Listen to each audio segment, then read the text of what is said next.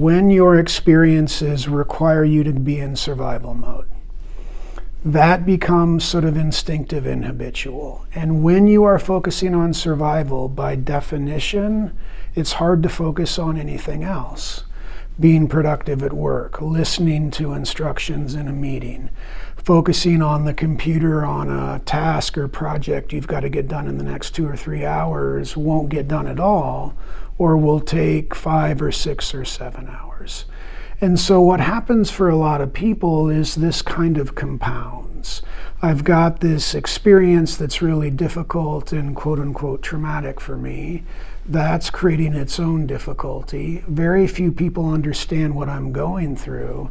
And so for many, what they discover is that other resources are pretty effective. Alcohol, nicotine, other drugs of abuse are actually pretty darn effective at helping manage the core problem, which is this sort of constant survival mode.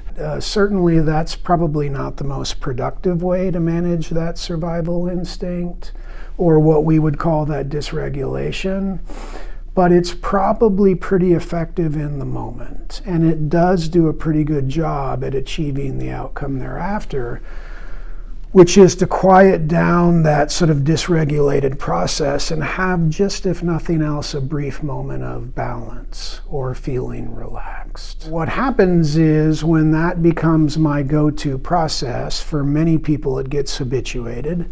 When it gets habituated, that becomes problematic in a number of different other ways.